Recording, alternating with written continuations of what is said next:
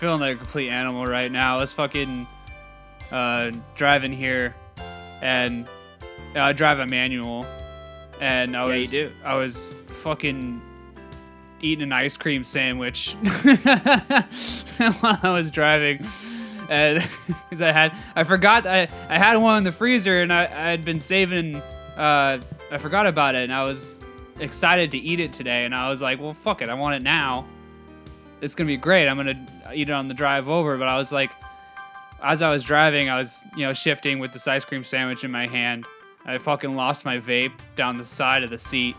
So the whole time I was driving down the highway, I was just like speeding, fucking reaching down, reaching under the seat with one ice cream sandwich in the other hand, swerving all over the fucking, trying to find my vape under the seat. And I didn't find it until I literally pulled up to your place. I'm just picturing you driving, just all the while yelling at the person in front of me. Mm-hmm. It's like, drive better. Fucking ice cream in my teeth. Well, I'm glad nothing happened. No, not this time, but eventually it will. Eventually, I'll succumb to my own vices. I'll probably just get shoved underneath a semi one of these days as I'm yelling at it for going too slow. Mm-hmm. I fully accept my karmic fate that will eventually be hammered down onto me. But until then, it's just one big fucking party. It's kind of similar, if not exactly the same, as the party that old Mr. Billy Gates has had over the course of his entire life. It's been nothing but ice cream sandwiches and fucking vapes and speeding over the line for him. You're going to see the future. I'm Bill Gates.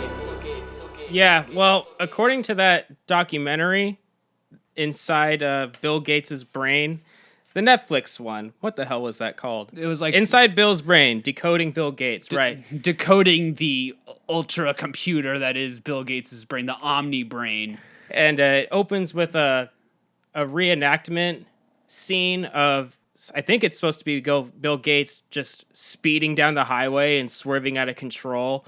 And it's supposed to give this impression that he's just really just unhinged. And in his younger days, he was. He was a bad boy. He was a fucking brat. Yeah. He was unhinged. He threw temper tantrums. It's just, it fully encapsulates his entire personality. And with that, I want to welcome everybody to the show. Yeah, welcome to the Hacksaw Podcast, everybody. Yeah. We're back. We're back at it. We're here, we're queer, we're ready to podcast. Yeah, exactly. And once again, I'm Jordan, and I am joined over here by Everett. That's right. That's right. Me. And today, we are highlighting a figure we all know and grew up with, Mr. Bill Gates.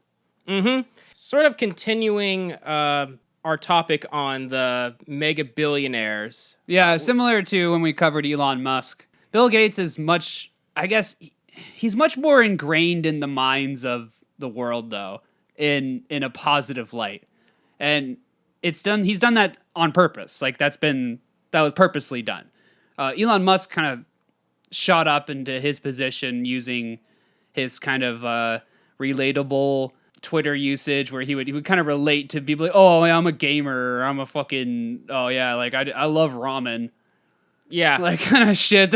I'm really into anime. Yeah, he just this kind of weird buzzwords thing where we all know he's a hollow shell of a human, but he tries to relate to people on a shallow way that might get him the clicks in the beginning. Yeah, like I've said before, he's found a way to post and meme his way into becoming the wealthiest man in the world. He's Joker-fied the billionaire class. Right. Essentially, yeah. Bill Gates has been he's the real OG of controlling the world's economy, though. Yeah. He's really, and before we get into this, I want to add one caveat here. There's been a lot of talk about Bill Gates around the interwebs lately, in regards to his involvement in QAnon and all that kind of stupid ass bullshit that's going around.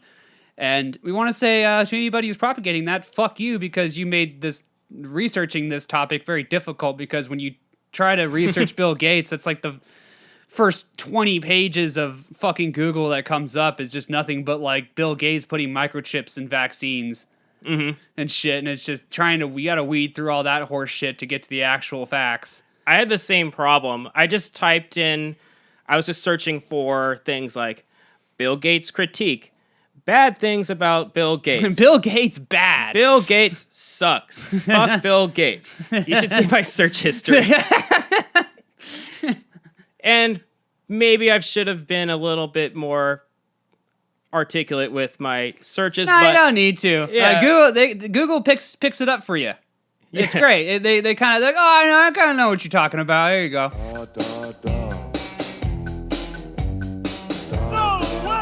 So I got on some interesting websites, and I just started reading the article and going like, all right, this is kind of starting off good. And then all of a sudden it gets into like some serious anti-vaxxing stuff. Gets into how Bill Gates is the Antichrist and he's going to give us all the mark of the beast. And I mean, and that would be, honestly, I would and like him more if that was true. I mean, at least that'd be kind of cool. That would be metal as fuck. Pretty and metal. I'd be down with that. That's fine. Like, but the reality of the situation is it's so fucking stupid. The whole point of the whole microchip and the vaccine thing is like the government tracking you. Mm-hmm. Don't they already fucking do that? We let them do it. And we let them do that. We just like, I'm going to turn my location on Snapchat and see everybody. My fiance has her Snapchat open and she's showing me that where all of her friends, there's a map of the state and it shows where all of her friends are, even when they're just moving in a car. It shows them in a car. Yeah.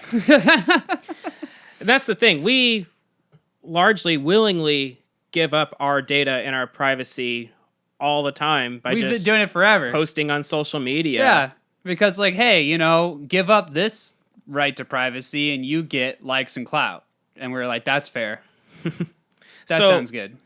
So to kind of get that out of the way as a disclaimer, when we're criticizing, when we're giving the hacksaw treatment to Bill Gates here, we're not getting into that conspiracy crap. No, we're going to just kind of step over that pile of shit. We're getting more into the reasons as far as why he's viewed as a good billionaire, right? Yeah, because through all the research, I constantly find articles and citations that say, of all the billionaire class, like Bill Gates is probably the best case scenario that we could have in terms of billionaires. Like nobody will come out and say anywhere that billionaires are a good thing, because emphatically they're not.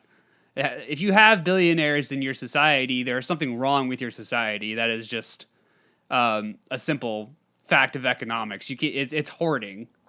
And the thing about Bill Gates is that he's largely seen as a quote-unquote good billionaire. I think even more so than Elon Musk. Elon Musk has his army of fanboys, but there's also plenty of people who talk shit and criticize Elon Musk as highly praised as he is.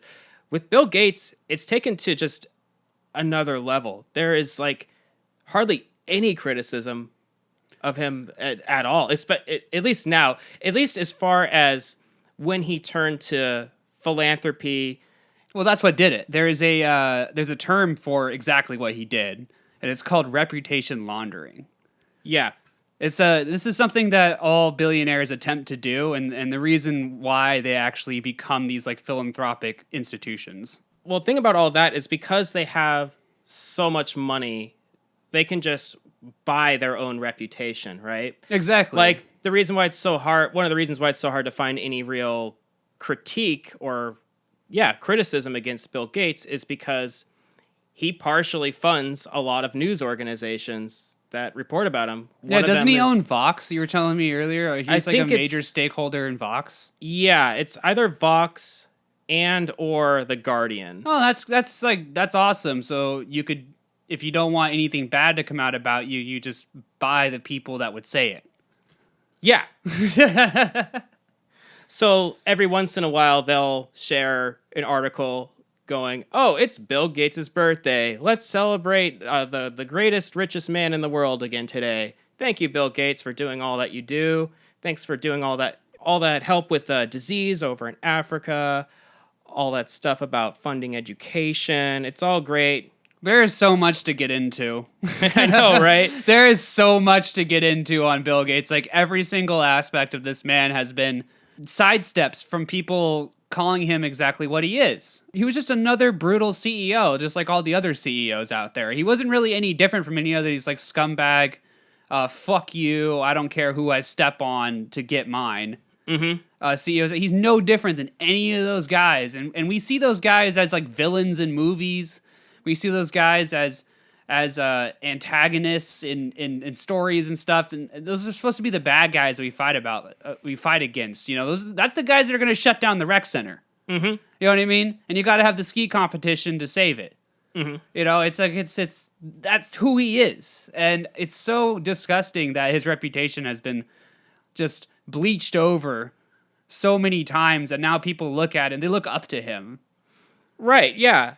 He started out, at least he had his reputation at first for being just a tyrannical, monopolistic businessman. That was with all the stuff with Microsoft back in the 90s, right? He had pretty much a monopoly on all computer hardware and most software. Well, the biggest problem, a long time. The biggest problem, which eventually led to Microsoft being taken to court by the United States government, was Microsoft was the browser wars. What it was Microsoft was trying to put a monopoly on internet browsers.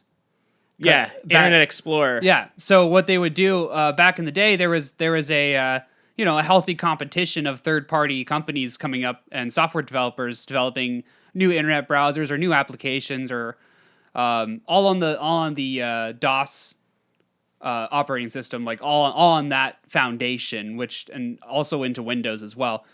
But there was several different competitors, and there was one called Mosaic. There was which would later become Netscape, I believe. Netscape Navigator. Yeah. And or something like that. And Microsoft, what they decided to do, their big dick move was to package Internet Explorer in with their computers, like when you started it up, when all their system DOS or whatever was already installed and Internet Explorer was already on there. All these other third-party browsers usually cost money to get. Like, you had to pay for them. Like, it was just like any other software. Like, it was like buying Microsoft Word. It was like buying anything. You know, you had to buy the disc and install it. We're talking we're talking fucking dinosaur age computers here. You had to fucking buy a disc and install your internet browser. That was what it was. This was a strike against the antitrust laws that we have in this country that are basically, antitrust means anti-monopoly. There are certain things that a business can't do when it goes against the quote-unquote free market. You know, like, you can't just have a so-called free market and capitalism. You can't have the system running as much as it gets exploited and stepped on and how fucked up it really is. It does have rules, you know, and that's when you can be taken to court. And what happened was the Department of Justice ruled against Microsoft and found that they were being monopolistic, basically broke Microsoft up into separate companies. And immediately following this big trial was when Bill started to take steps away and started working on getting the Bill and Melinda Gates Foundation going. Because immediately he saw that what he really wanted to do wasn't going to happen. He wanted to monopolize the entire PC market, computer market. He wanted to own everything. He wanted to be the tyrannical dictator of the entire process. And when he found out that he couldn't do that, he was like, fuck it, I need to go protect my money. That's how niggas made. They got a nigga made. I'm a motherfucking jack and not a slave. Get money every day. It's interesting with the whole situation involving the antitrust case against him and all the monopoly shit he was doing. I loved how Bill Gates' response to it, while admitting guilt to it, was just, "Oh, my bad. I'm sorry. I just didn't really know what all was going on. I was just trying to do cool things with my computers." And he tries to play it down so hard. And I think that's part of the reputation cleansing as well. He has a lot of PR behind him that I'm sure coach him a bit as far as, here's how you present yourself. Here's some lines you can feed people to get them a little bit more on your side, which is to be, be a little bit disarming, be a bit self-deprecating. I have a article from Jacobin Mag here that I'm gonna read a quote here. Is that during his company's manic growth period, Gates emerged as a modern Gilded Age tycoon. Even sympathetic biographers refer to Gates's frequent abrasive, quote, abrasive childish rants and, quote, childlike temper tantrums. This was words used by Gates' former CEO successor. And he would basically go on to say that in meetings, he would talk about, crushing the competition. Like he would talk about like these third-party developers that were really just trying to develop software for Microsoft's platform. Like they were working with Microsoft. Like they were working for them. Microsoft would have got a huge cut off of anything they've developed for their computers. But Bill Gates would sit there and physically take his fist and grind it into his hand. Like like the dude from Inspector Gadget. Oh, yeah. Like Dr. Claw. Like Dr. Claw. Professor Claw. Professor Claw in the corner of the room, like with Mr. Burns, like putting his fingers together in the fucking steeple formation. Just like talking about how he's going to destroy these competitions. He's going to destroy these companies. And some of these companies were like two guys that were just, code writers. They were just software developers that were, oh, hey guys, we got a great contract with Microsoft. Like we're going to be developing this app. Blah, blah, blah. Oh, I have a great idea. I can't wait to show Mr. Gates about it. He sees it. He's like, fuck you. Crushes you. He presses the button and the fucking door opens up underneath you and you slide into the pit of alligators. Mr. Burns, this is Base Command. The intruder appears to be a young male aged 9 to 11. Release the hound. Yeah. He's like, that makes you potential competition. Well, I own you now. Yeah. It's nothing you can do. It's the same stuff where it's like people compare, what's his face from Apple, Steve Jobs. They compare him to Bill Gates and they're like, oh, Steve Jobs was the maniacal fucking tyrant, like the way he would act so weird. And he gets like, there's a lot of satire of him, especially on that show like Silicon Valley. Like his type of personality is like very satired throughout the lexicon, just as this weird, idiosyncratic dictator that rules over his company. He wears weird clothes and he listens to weird music in his office, like really fucking loud. And he does like yoga and stuff. Like he's like kind of like he sort of becomes like a character. And people compare, they say, oh, well, that's not Bill Gates. Bill Gates is the guy that understands everybody and he takes his time to listen and he's a good ruler, blah, blah, blah. It's like he's no different than any of those other guys. He's very measured and reasonable and he's just trying to solve all the world's problems. And that's a big weight on your shoulders, right? So we should get into, there's not a whole lot about Bill's early life. We usually talk about these guys' like early lives, like childhoods and stuff. But Bill Gates was born on third fucking base. Yeah. His early life is not that interesting. It's not interesting at all. So the documentary, the Netflix Decoding Bill Gates' Brain show, I watched one episode of it. I got everything I needed from that one episode. It's a 3-episode series, I believe. I think you watched the rest of it. I did, yeah. Because that's Jordan fucking finishing shit. He finishes shit. It wasn't easy, though. No, I know. You did it for the show, and I commend you. About halfway through the second episode, I was just thinking, what are they telling me that I cannot find out for myself just looking at Wikipedia for a few minutes? Absolutely nothing. Absolutely nothing. There was nothing said on that show that was of any use to anybody. Yeah, and just real quick about this documentary, just to get this out of the way. No, let's get into it. It's great. Yeah, sure. The way I see it, and the way I see like pretty much anything that involves reporting about Bill Gates is it's all about propaganda. They're all propaganda pieces for the Gates Foundation. And this documentary has this weird style to it where it goes incoherently between stuff about his personal life and then a little bit of stuff about his business, but not very much. No, it has gloss to. over. It does a lot of that thing stuff. where it's kind of cutting back and forth between. It'll do a section about Bill as a kid, and this is a story from his childhood, and then it'll go back to whatever he's currently working on, and go back to his Bill as a kid. Like it goes back and forth. It's not a chronological kind of story of Bill. It mainly focuses on his philanthropy in Africa. Right. But the way that the documentary is structured, it's structured in a way because if you just chronologically told his story, it would be the most boring fucking story up until maybe when he becomes a maniacal dictator at Microsoft. Mm-hmm. Like it's like when he becomes fucking, Kim Jong-un of computers, that's when things start getting a little more interesting, at least in terms of watching something. But as a kid, he was just this weird fucking nerd. Should have got beaten up way more often than he probably did. Fucking asshole. Like he just sat in his room all day. He was a fucking dick to his mom. He was a dick to his dad.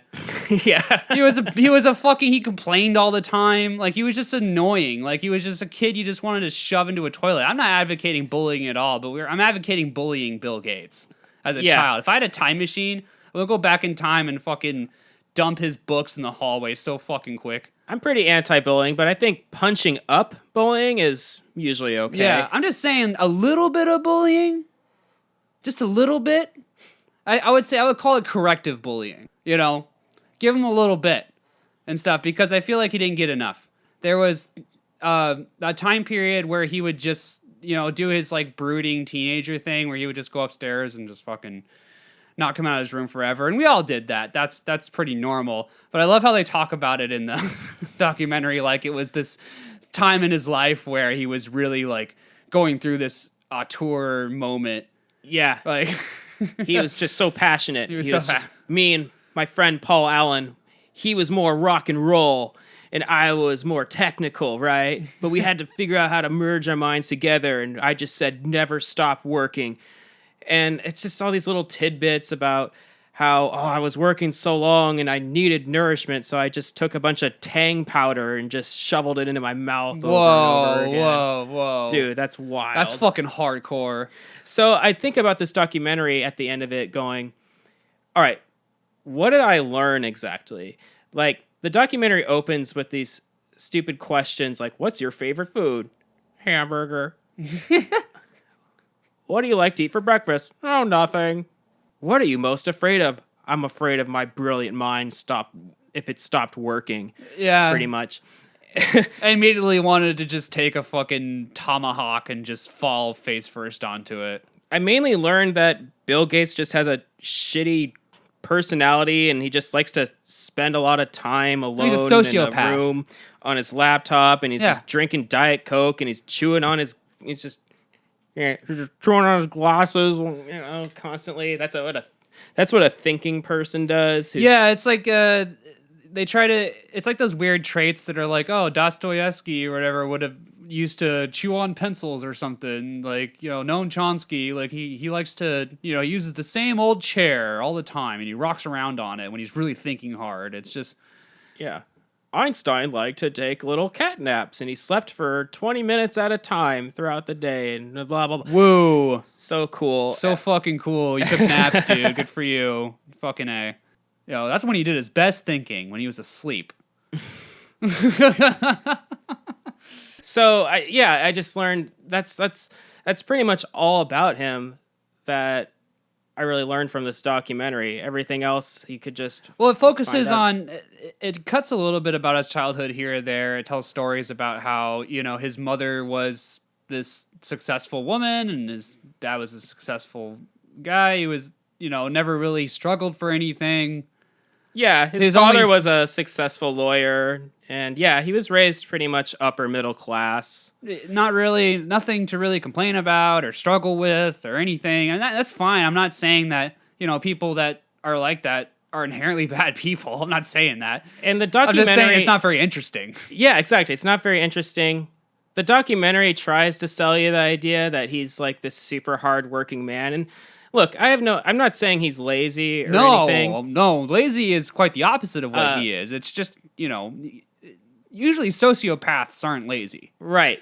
But the way they showed how he worked seemed so manufactured and performative. It made me think of, Gwyneth Paltrow. She has her company, the Goop, yes. right?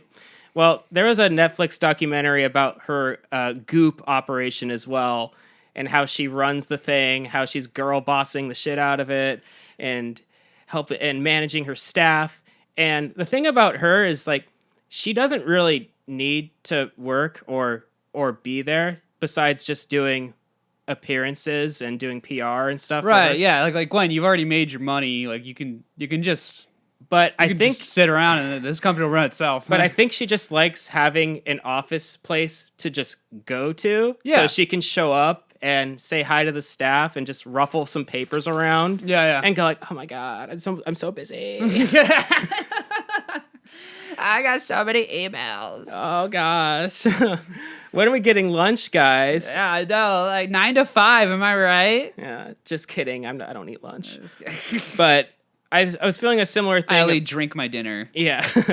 I was feeling like the same thing about this Bill Gates documentary. It was like just kind of showing how he worked and everything. It's like, oh, I got to show up to the office so I got to go work in this office. And like, I don't know. It just didn't really seem like he never had to be I think there a little bit of it is something that I do relate to in a way where if you're not somebody who's really, actually an interesting person, if you're somebody who's just like a dry fucking piece of rock, like you're just a dry piece of turkey, then if you don't have a job to go to, like you don't have a work, what are you gonna do? Like you're just stuck with your boring fucking white meat self. Mm-hmm. You got nothing, there's nothing interesting about you. Like you just eat like hamburgers. Who fucking cares? Like he's like the most boring individual of all time. And if he doesn't have a job to go to, he would just have nothing. Right. Well, it just doesn't seem like he's really enjoying anything. No, because you don't. It doesn't seem like any of these guys, like, they always seem to, when they get their money, it all goes out the window. Like, the mindset changes. Everything about life just changes. There's nothing to strive for. I think that's what really keeps us going as humans. Right. Is having something to strive for, and if you just have everything, then there's nothing. There's something to be said about achieving the American dream. And as far as that goes, I think Bill Gates is probably one of the best people at doing America. Oh, yeah, he does it. He figured it out. He manipulates the shit out of that little clit. Yeah. So he did whatever he could to amass his great fortune and power and well, he did it in a way of just cutting throats and stepping on people and just saying like as if the ends were just this going to be this holy experience, and it just turned out to be shit. Right. It turned out to be like him just scrambling to protect his fortune. It's like what you said to me last week, where it seems to me like you were saying it seems to me like all these billionaires want to do is just kind of hold on to their money. Mm-hmm. Like they don't once they get it, they don't want it to go anywhere. They don't want to spend it. They don't want to do anything. They just want to have it. Yeah, they're not really too concerned about making more money. It's just, I don't want to lose a cent of what I've accumulated. I just want to sit on it like a fucking dragon, like Smaug. Yeah. Right? To make the platform better and better. Yeah. Don't interrupt me. So I want to So get they don't do into anything. the Bill and Melinda Gates Foundation a little bit. The documentary highlighted one project that they worked on, which was basically coming up with a new kind of toilet. Oh, yeah. And for this one village in Africa, like apparently the village in Africa didn't have any plumbing, no running water, and the main problem was they were getting all these diseases and stuff from being so close in proximity to like human waste that they were trying to figure out ways to put these toilets in without having to put in all this plumbing. And it's a great cause. I do agree with something like that. It seems to be like the fact that they live in this village at all and they're surrounded by these fucking warlords, and there seems to be like bigger problems surrounding the area other than plumbing. It seems to be like that's something you kind of fix after you fix the weekly raids of people coming in to cut everybody's tits off. Right. You get to thinking, okay, why is the sanitation so poor? Why don't they have access to clean drinking water? Yeah. And Let's come up with a new type of water bottle. yeah.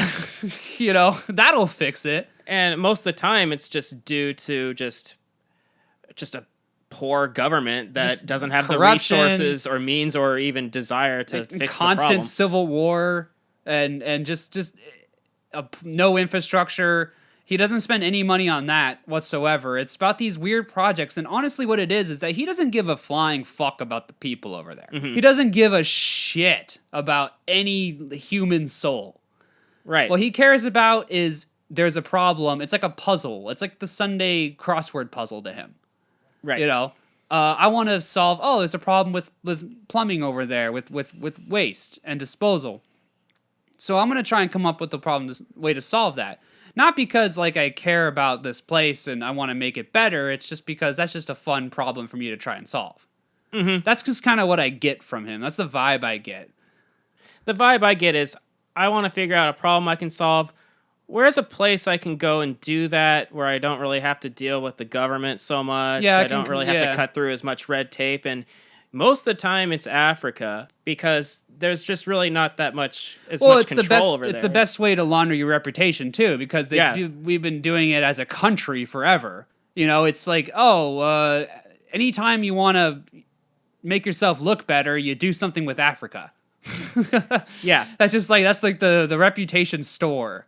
You pull up there and you pick something out, like, I'm going to sponsor this child, or I'm going to, drop off some blankets, or I'm going to fucking mail them some mosquito nets and shit. And that just makes you just automatically a good person. Right. And that's why in recent years, a lot of Africa has become this sort of tech hub for startups that are trying to get going, or for new technologies, or new... Not paying a whole lot of taxes over there, I bet. Yeah. Or for new ideas. They just want to see if they can get off the ground. And the thing is, well, it happened in Africa, so if it happened to fail, it's like, well, is there going to be that much blowback against you? Is there going to be? Will anybody even know about it? Are there? Who cares if people died? It was Africans. Yeah, no, that is literally. There's no murders in Africa. No, none whatsoever. Because anything tragic bad accidents that happens there can always be attributed to something else. Mm-hmm. You can always you have a million different things that you can point towards. Life is just cheap in Africa. It's sad to say. I mean, it's cheap around the whole world, but I'd say it's cheapest in Africa. Yeah, and it's disgusting the way that people treat that place just like their own playground to, try out different stuff. It's just, I don't know. I just feel like the world needs to start respecting those people a bit more. It's so disgusting. I hate it because every time I've actually interacted with someone who is from Africa, like I work with a couple people at my job who are from Africa, and they're awesome. They're great people, like super friendly, really smart, and they just seem to have like a lot of ambition, and they're really, they're like the most grateful people for being where they are. They had to fight fucking tooth and nail to get anywhere, and the fact that if they're not in Africa, if they're in the United States, that means that they had to work really hard to get there. Yeah. You know what I mean? It's like, it's not like, you can just jump on a boat back in the day. Oh, I love how everybody talks about how, my grandmother was an immigrant. She got on a boat. She had nothing in her pocket. I was like, how the fuck did she get on a boat with no money?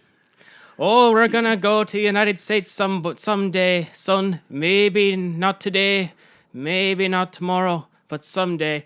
Anyway, later that day, we got on the boat.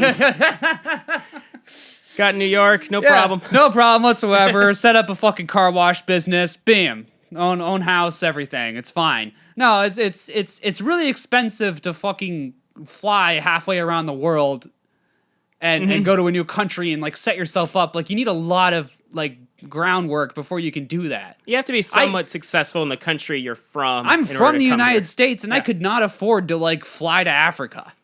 Yeah. Yeah. Like, I couldn't fucking afford that. Are you kidding me right now? How the fuck do they get... If they got here, they're smarter than I am. Right. You know what I mean? They work way harder than I do. Like, I can't even go to like a country that doesn't have a lot of money problems, I can't go to like Finland. It would break the fucking bank. I sometimes fantasize about, what if I moved somewhere like Denmark or Germany? Yeah. And then I look at, all right, what's the price of living? Like median income, taxes. Yeah, they don't really want you there unless you're Dutch. I get it. They don't want you there. Like, I was looking at Iceland, and just, I wasn't thinking about moving there. I was just, my mom was ranting about, I was like, they have the greatest variety of jobs, and they're all green now. My mom's one of those people. I kind of am too, but she's kind of annoying about it. And I gotcha. Yeah, it's just like they have they're the most liberal place on the planet, and I was looking at that, and they do not want you unless you are Icelandic. They're like, these jobs are for people that are people. They're not for some stupid, greasy fucking American to come over here and take our goddamn jobs. Yeah, good luck trying to learn that language, first of all. Yeah, no. I don't think it's possible to learn that language unless you were born. I think you need to be holding like a crow's feather and like a piece of driftwood to be able to actually pronounce all the words. Yeah, how would you like to learn a language where all the letters are upside down and backwards? Yeah, and some of them are like fucking like mazes that you can actually do and find the end of. Yeah. Like But yeah, the thing about Africa, like I was saying, it's become this tech hub for startups looking to just dominate in global finance. And I view it as a form of colonialism. I guess you could call it neo-colonialism. Yeah. Well, because everything like that is done in like a roundabout way. Mm-hmm. Like colonialism is still going on, but it's done in kind of a roundabout way like that. Wars are still being fought, but they're fought by like proxy. You can't just like we can't fight the Russians directly, so we did it in Vietnam.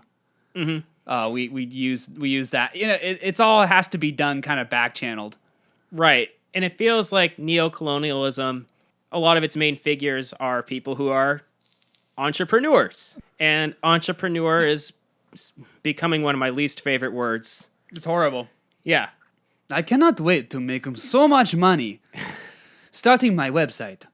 I mean, so many people these days, especially people in our generation, are calling themselves entrepreneurs, which is a nice way of just saying, make your own hours.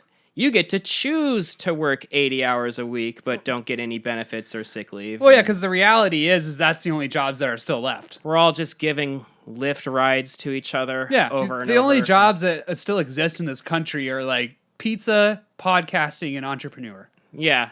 That's it. So we're doing, both of us were doing collectively two we're of them. doing two of those things. And the third thing, entrepreneur, it's literally just like, well, hey, if you didn't get a full ride into this college and meet these people and have this money already to start with, then you're fucked.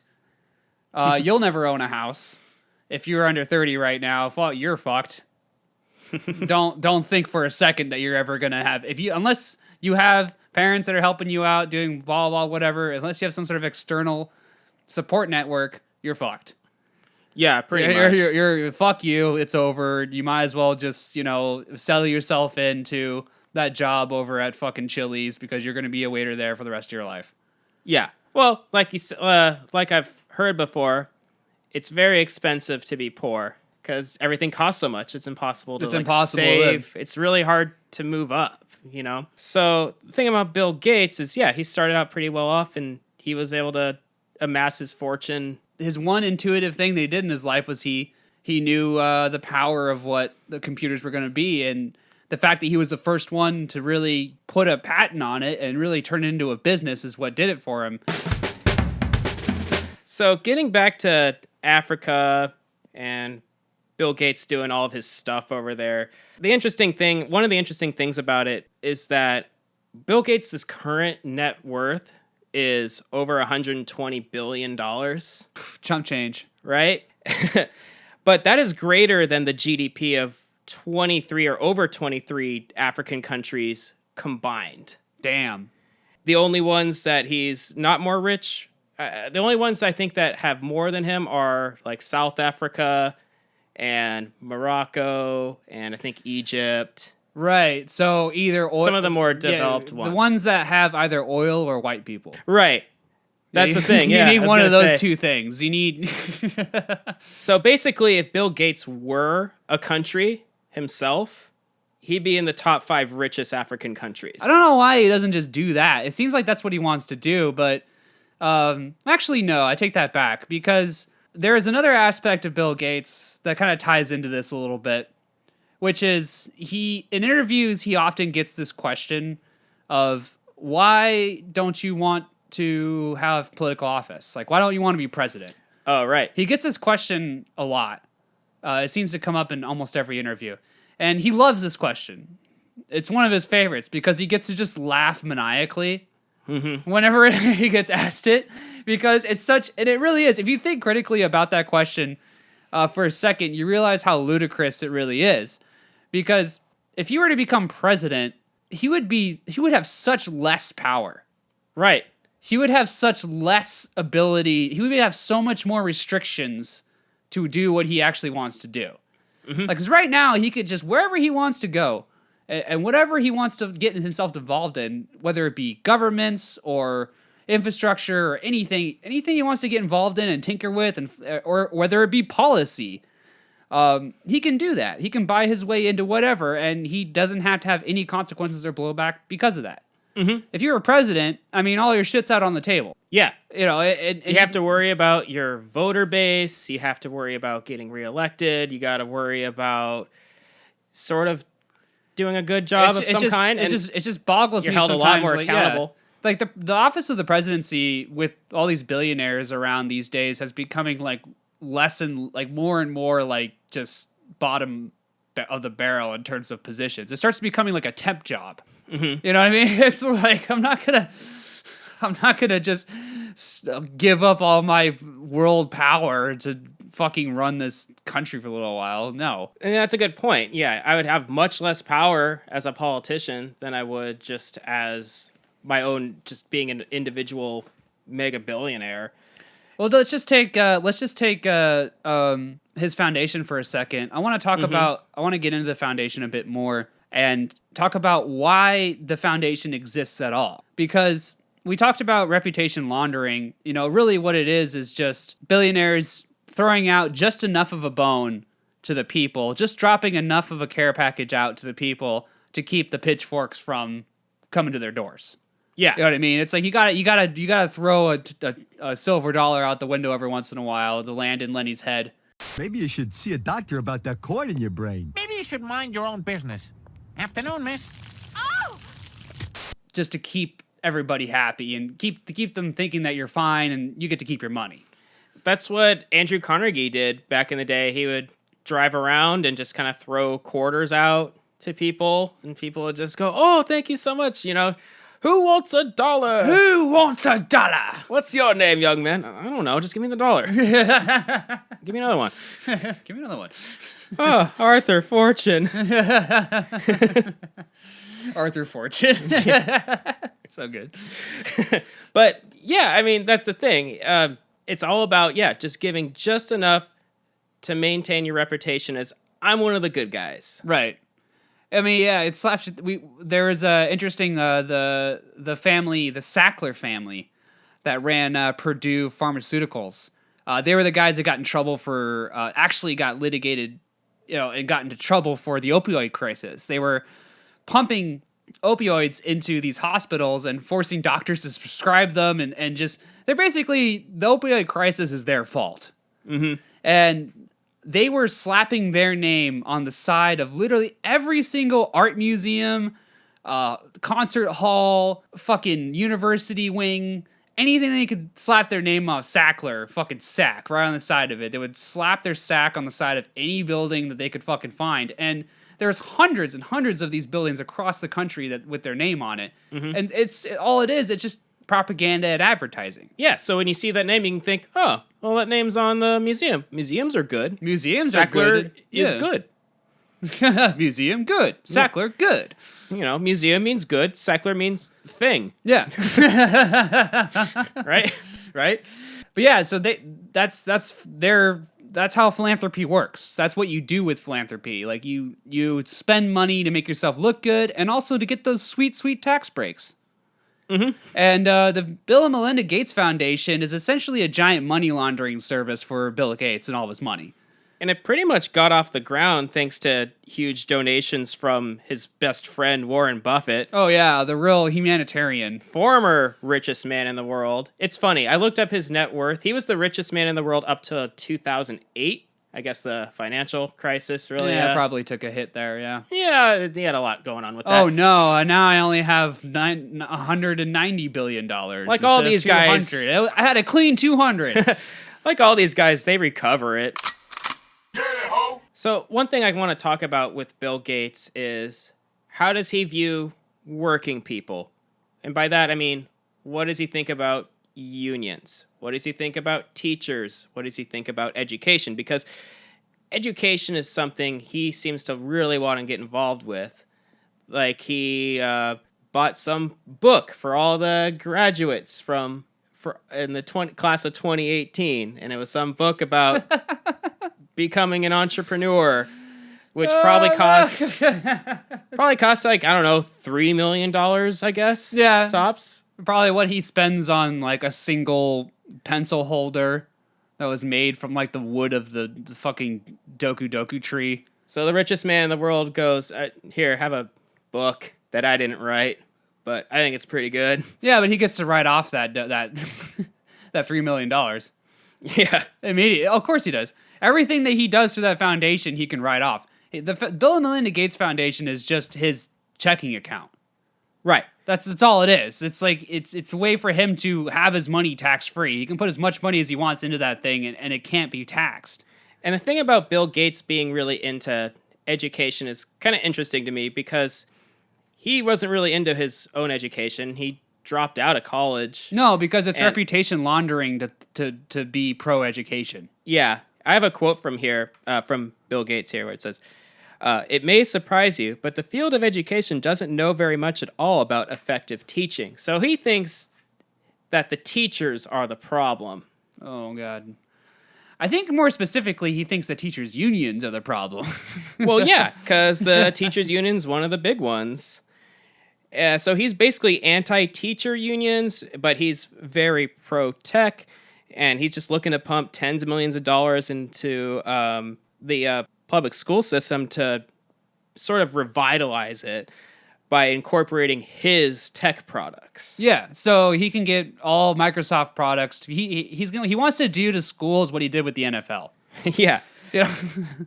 I'm done with the tablets. I've given them as much time as I can give them. They're just too undependable for me. I'm going to stick with pictures because there just isn't enough consistency in the performance of the tablets. So I just can't take it anymore. So he thinks So in a way, he thinks the teachers are not really the problem, but the unions are holding them back. And it's making things inefficient. And, the thing about Bill Gates is he's a rich white billionaire, so he doesn't like people telling him no. There was actually an article. He also doesn't like workers' rights. Yeah. I mean, that's the thing, is that, like, it's just a mentality of these guys, of these CEOs, is that he sees everybody else as, like, mindless working ants. Well, there was an article I read that came out last year, and this was during the summer, sort of in the middle of the pandemic here, and he was wanting to reimagine the New York City's education system by just having Zoom school be a permanent thing, thinking, kids don't really need to go to physical classrooms. They can all just buy Microsoft Surface tablets and have school through that. Yeah. And the teachers were like, hey, wait a minute. They had their ideas about that too. And they're like, well, wait a second. There's a big difference between an actual in-person classroom setting versus just teaching your lessons online. There's actually a really big disconnect. And someone like Bill Gates doesn't see a problem with that because he's like, well, technology will solve the problem. And I don't know if you've seen how kids are doing in school during the whole online thing. I am so glad that this shit didn't happen to me when I was in school. Yeah. I am so glad because, well, for one thing, I don't know, kind of have, because it would be so easy to just not do school. Yeah. Like, oh, my fucking internet doesn't work, guys. Sorry. Turn it off. I mean, I'm taking online classes right now myself, and it's kind of sad because there's about 15 people in one of my classes or in each of my classes, and me and like maybe one or two other people actually have our web cameras on and actually interact with the class and with the instructor. And everybody else is just on mute. It's just a black screen. So you just see this big column of just black screens. And it's just like... No, but it is very sucks. difficult to get anybody. I mean, I totally get it. It's not real. When you have online school like that through Zoom, it's not real. You're not engaging with anything. Yeah. You're in your home, you're distracted. It's just like, it's not a good environment to like learn anything. You got to go somewhere to do that. Mm-hmm. And there's something to be said about the drawbacks of excessive screen time. And I think this is especially a problem with younger people, like kids, where it's like, yeah, if they're just on screens all the time, I think that has a negative effect on their brain function and on their psychology. Absolutely. But that's not a problem for Bill Gates. He's like, no, like more screen time. It's great. Well, let's talk about exactly what he did in Washington State, his home state, our home state. Mm-hmm. With in regards to charter schools, because this is an example of how he uses his philanthropy as a weapon.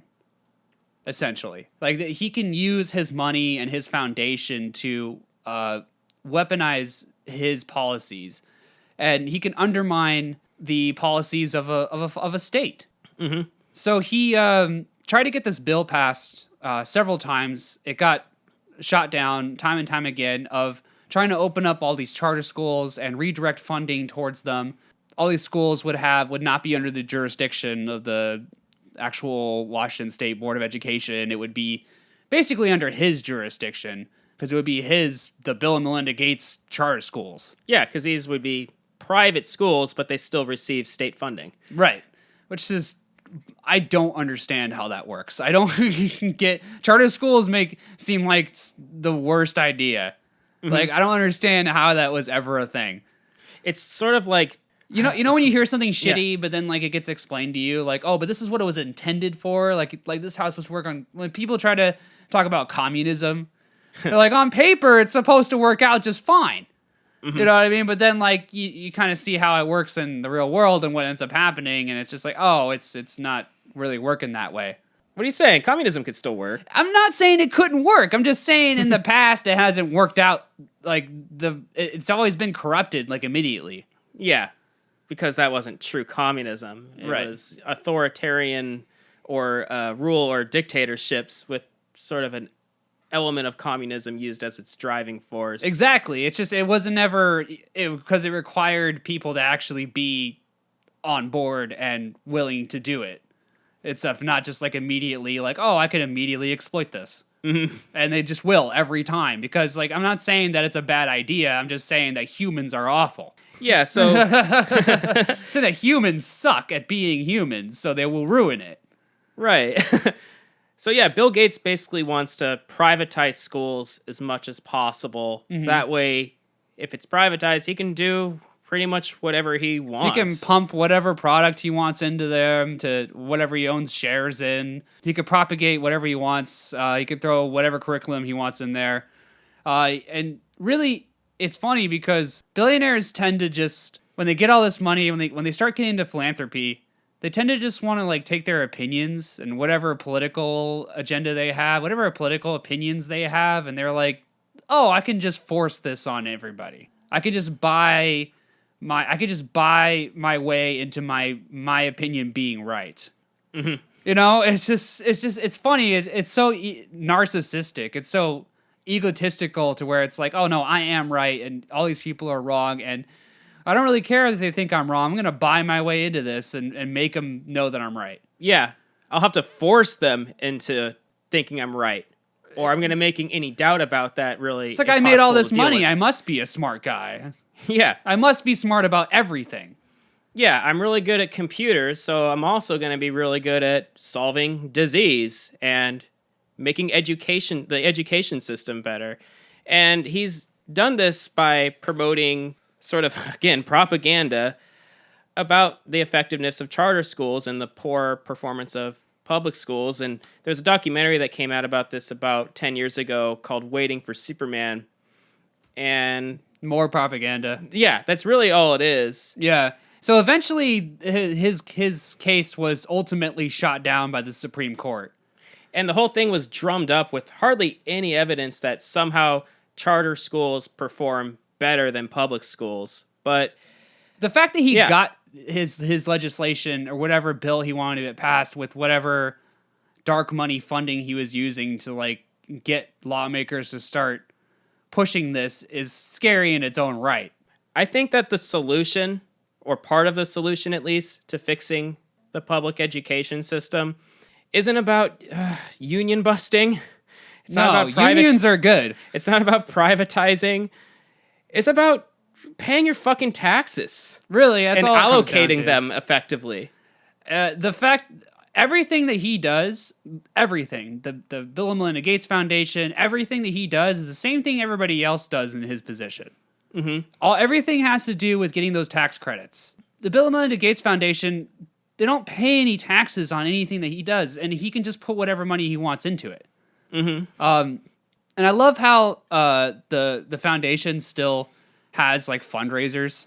Yeah, I love that. That's such a big dick move where it's like it's literally his fortune. He's keeping it, and he uses the foundation and whatever actual projects they try to do, they actually crowdsource money to get to do it. Oh, it's a common thing for rich people to do. It makes me think of this is maybe a weird example, but Shaq, the basketball player, he started a Kickstarter campaign to get Shaq Fu 2 created, that shitty Super Nintendo game. He did.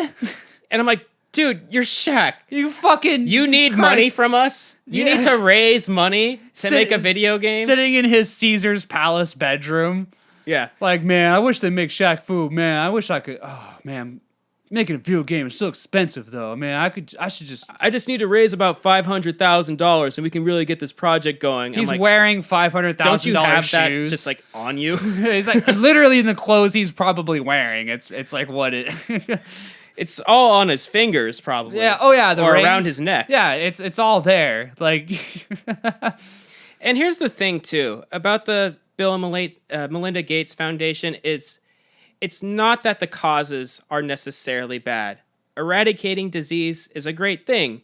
Improving sanitation and water quality is a good thing to do in struggling or developing countries.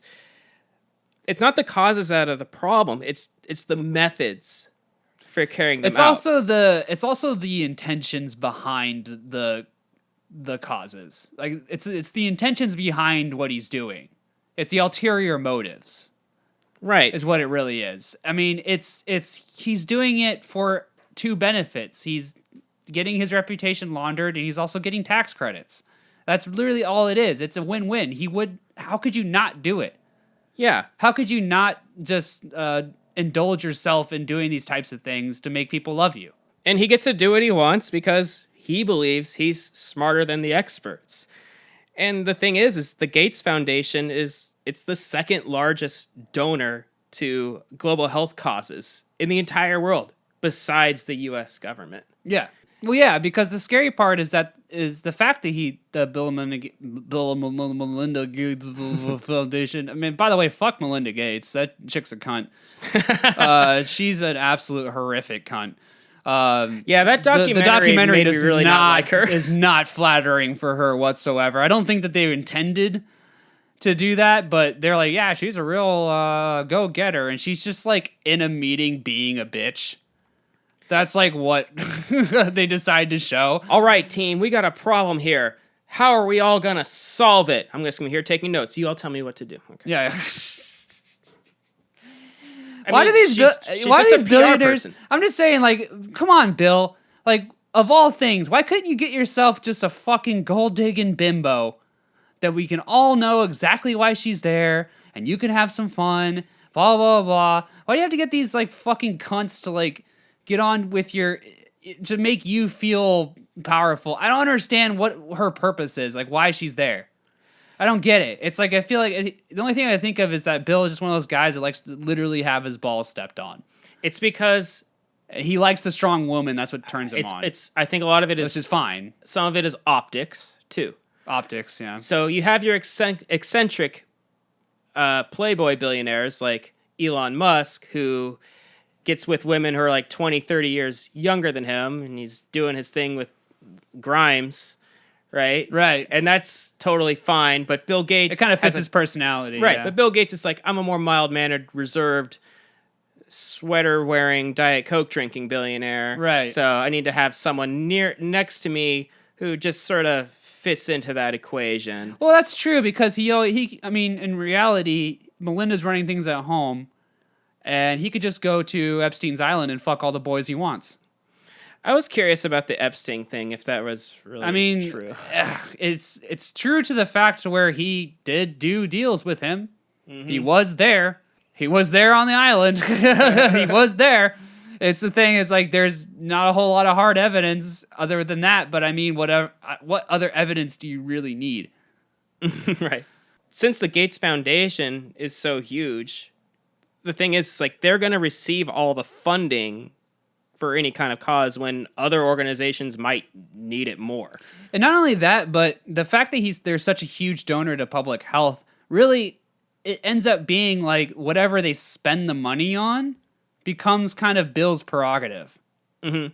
You know, he can decide kind of how the money is allocated, which is why they're like, oh, we need to fight polio, which, yeah, we need to fight polio. That sucks. That's a very preventable disease, and with a simple vaccine, we could prevent a lot of these places in Africa, which is where he's doing this, from getting a very preventable disease. But there's a lot of experts around the area that are saying, contrary to that there are much more pressing issues going on right now in terms of public health in Africa, that polio is actually a small fraction of the problem, and allocating funds towards it and sidestepping over these other problems in the end is a net negative. Right. They're basically forcing nations to prioritize polio immunization at the expense of vaccination coverage for other diseases that might be bigger problems. And might be more prevalent. And here's the thing about a lot of these charitable organizations. I think most of them is the way they're set up is to perpetually exist, right? So if you make it your goal to wipe out a disease, look, diseases are very hard to get rid of completely. There's most of them are going to surface at some point. Every expert that we've read, in the research of this, has all said that completely eradicating a disease is just a big black hole of a money pit that doesn't really have an end. Because how the fuck, it's like saying, I'm going to kill all the flies and mosquitoes in the world. Yeah. It's like, you're not going to, what? No, there's going to be one. You're going to miss one. You know what I mean? You're just like, I got them all right here in my net. Right. We're likely never going to, at least within our lifetimes, we're not going to get rid of serious diseases like cancer. So you have like breast cancer charity organizations that can keep raising. We'll always have cancer. Keep raising awareness about it and funding their operations. Wait, what is breast cancer? I'm not aware of that. Yeah. So I just feel like I just haven't been aware of any disease. Yeah, right? I don't know about that stuff. I'm glad I get reminded every year about it. Yeah. Well, I just wish somebody was out there making me aware of this stuff that existed. So these organizations just get to perpetuate their existence forever. Yeah. Oh yeah, no, it's great. It's like it's similar. It's like the war on terror or the war on drugs. Yeah, right. Yeah, it's the forever war where you can just keep getting rich off of this thing that will never end. Maybe one day people will just want to stop doing drugs. Maybe one day people want to stop making the drugs, thinking maybe someday people will stop doing terrorism. Yeah. Maybe. Probably not. Probably not, but we're always going to find a reason to fight each other. Yeah. We're always going to want to get high. Boys will be boys. And often to go together.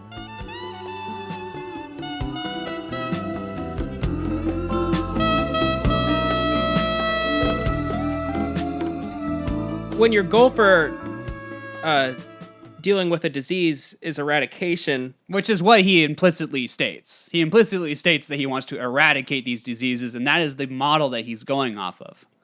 His plan is to get rid of them completely, which is fucking stupid.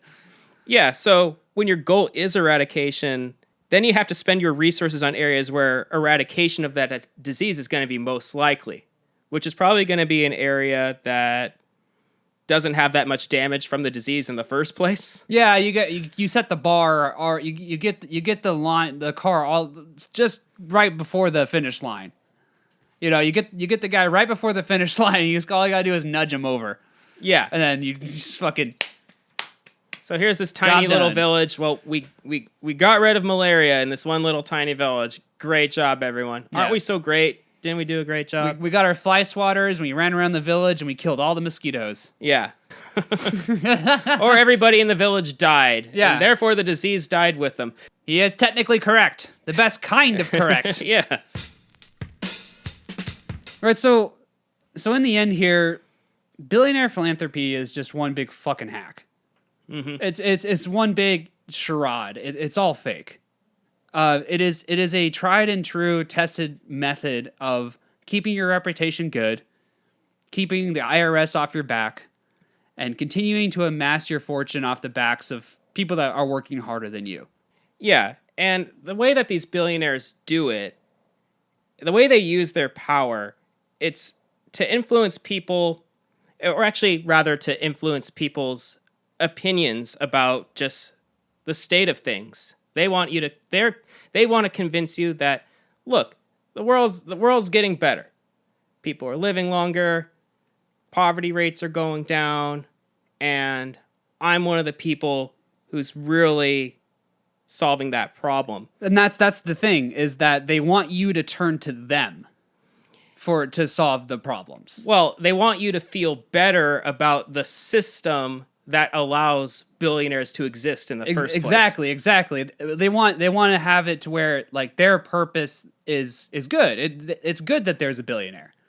Yeah, that can give money to stuff that can solve issues. They want to live in a world where they can exist as a necessity, rather than a gross kind of tumor that pops up on a system that's dying. What would really help the world is actually to invest in unmaking the whole system that allows them to exist in the first place. Oh, exactly. Fucking what created them? Tax the fucking shit. What created them was really, I mean, this is getting into real editorial territory here for me, because I have this sort of overall hypothesis that history is cyclical, as in it does repeat itself, but each time it repeats itself, it's not exactly repeating itself the same way. It has a different veneer on it. It looks different. It has a different skin on it, but the themes are repeated. Like we saw recently, we had a rise in white supremacy and fascism and all that kind of stuff, and those old ideas and stuff that came from, you know, the rise of Hitler and everything. Those were all being repeated again. And we can start to piece together exactly why this happens, you know, when you have a socioeconomic problem coupled with immigration, coupled with all this kind of stuff. It makes this horrible stew of just bigotry and hate that people want to find something to blame. They want to not blame themselves. It's not their fault that they're fucking not successful. It's their neighbor's fault that they're not successful.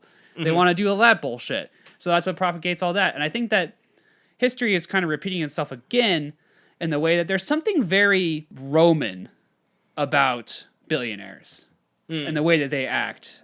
Because back in ancient Rome, essentially the consuls and Caesars were all people that were all rich guys that could just afford to buy an army and take power. That's essentially what they did. And there's something very regal about Bill Gates and Bezos and Zuckerberg. Like there's something, you know, along those lines. Like Zuckerberg himself even cuts his fucking hair to look like Caesar. Yeah, he has that horrible haircut. Well, that's what it is though.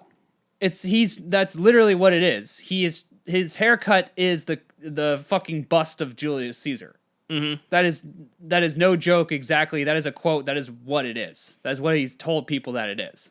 It's like how Alexander the Great had someone follow him around on purpose to tell him repeatedly, "You're only a man. You're only a man." If only they had one of those dudes, the fucking umbrella guy or something to come around. But what I'm trying to say here is that history is kind of repeating itself in a way. It's like when this started happening in Rome, it was getting towards the end of the Roman Empire. It was getting towards the end. Like, it wasn't completely there. It still had about 100 years or so, a couple hundred years left, but it was starting to nudge towards the end. And it ended because they basically allowed this system to propagate itself. And I just feel like what we're seeing here, people constantly like try to compare the United States to the Roman Empire. And I think that in a lot of ways there are similarities, but in a lot of ways there are not. Like, there's some drastic differences. It's not a one-to-one comparison whatsoever. And I'm not an expert historian either. I'm just a dude. But we can learn a lot from that story and what's happening now.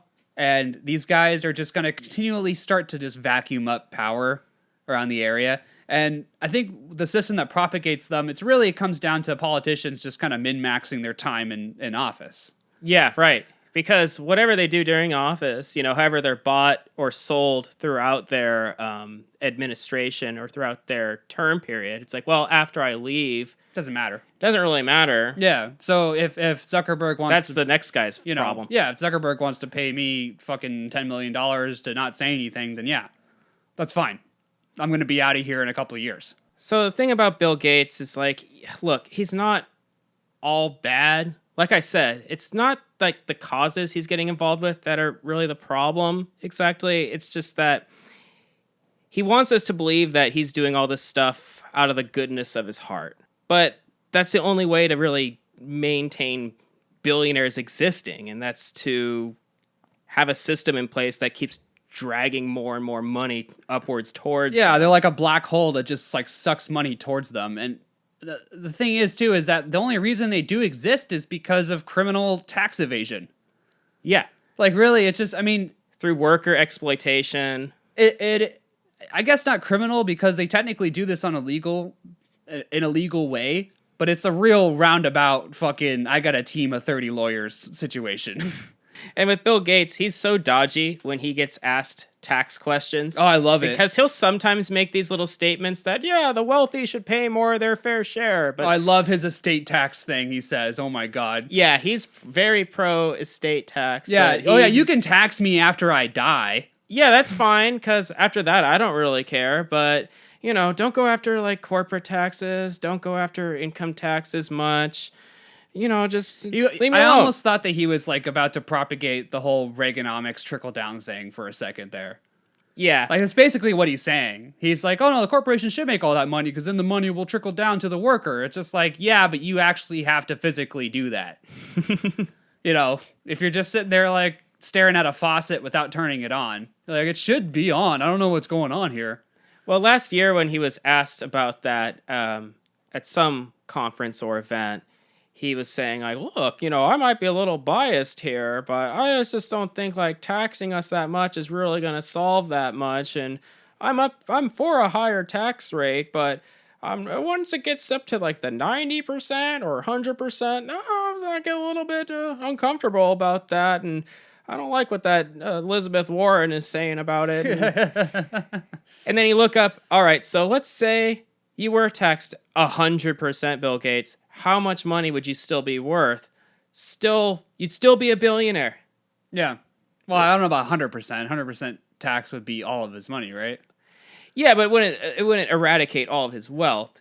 It'd be 100% tax on his earnings. Oh, like going forward. Yeah. Right. Yeah, no, I agree with that. I think that there should be, I don't know, like, what I want is, like, radical. Well, we talk about minimum wage quite a bit, but I like the idea of having a maximum wage. Yeah, that's exactly what I'm talking about. What I would prefer to see would be there's a cap on, like, how much money you could make in this country. Studies have shown that once you start making about $80,000...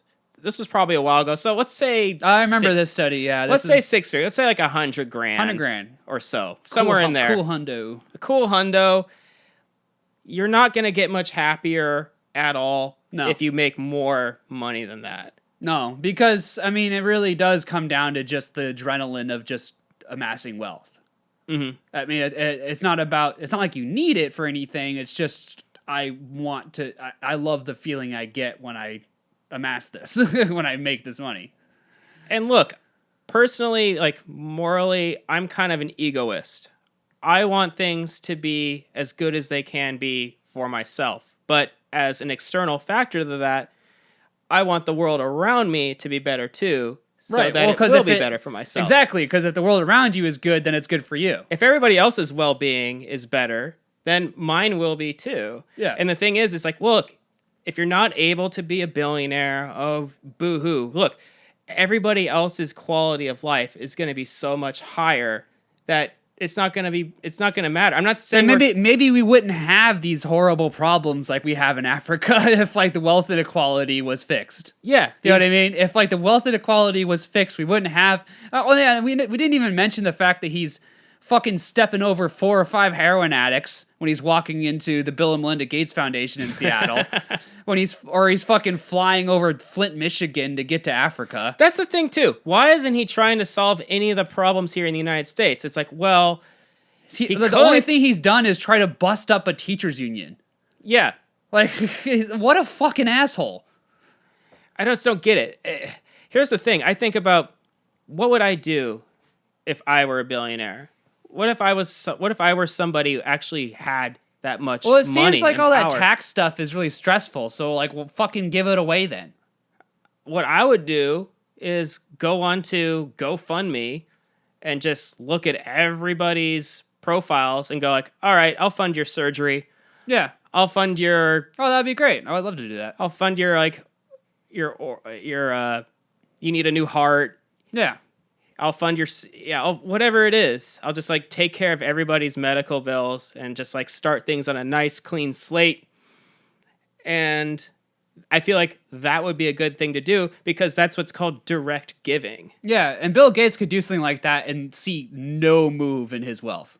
Yeah. Literally none. You could see no downtick in his wealth whatsoever. Because all these charitable foundations, they don't really directly give money to anybody. Oh no, they're a scam. Like if you do like the Walk for the Cure or any of that kind of stuff, Alzheimer's, all that stuff is complete horseshit. It's not like all this stuff going on. It's not like with all the stuff he's doing in Africa is actually, none of that money is really going to Africans. Yeah, I saw a figure that something like 3 to 5% of the money actually allocated to these foundations make their way to the ground level. Yeah, only 4% I found out, or from my research, only 4% goes to African NGOs, and even these NGOs are mostly run by white South Africans. Oh gosh. So you have to take a fraction of that percent too, and yeah, because they're taking it for themselves. Yeah. Yeah. Oh my god.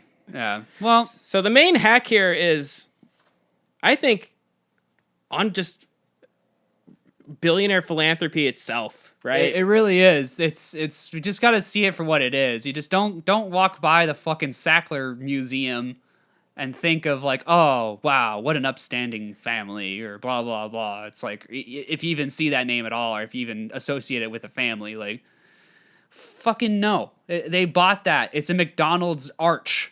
Yeah, on the side of the building. It's no different. Right. So, and Bill Gates is just the main figurehead of this whole he spearheaded thing. The whole thing. He's really made it like, this is what you do.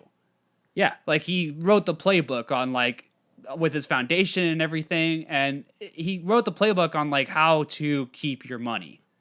Mm-hmm. You know, and how to make everybody think you're a good guy. So is Bill Gates the worst billionaire out there?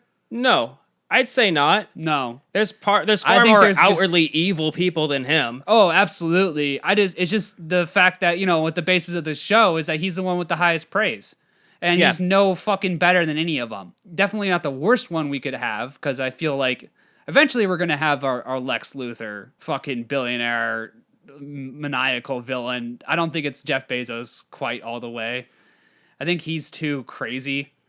Mm-hmm. He just has a look in his eye. Whenever I see a picture of him, you know what I mean?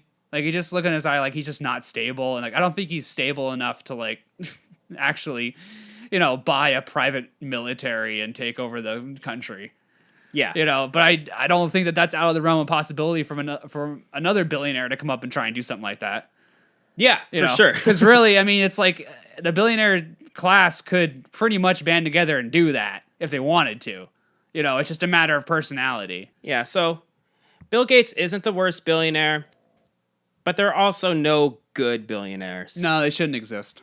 If you're good at being a billionaire, I think you're pretty horrible at being a person. Just being a human being. Exactly. I think once you hit that letter B, that uppercase B. It stands for bitch. Yeah. A switch flips, and suddenly you're just this different kind of entity.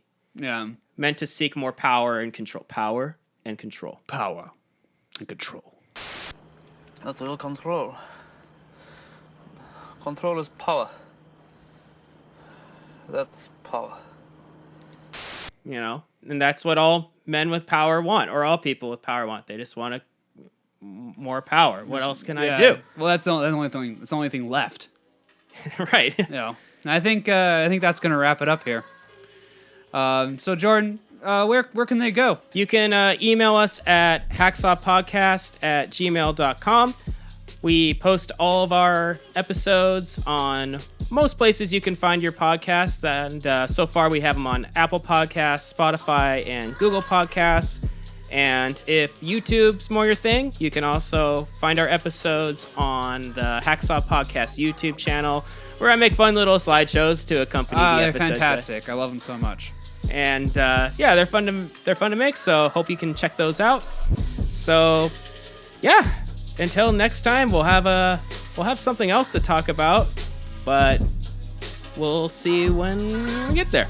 All right. Have a good one. Bye-bye.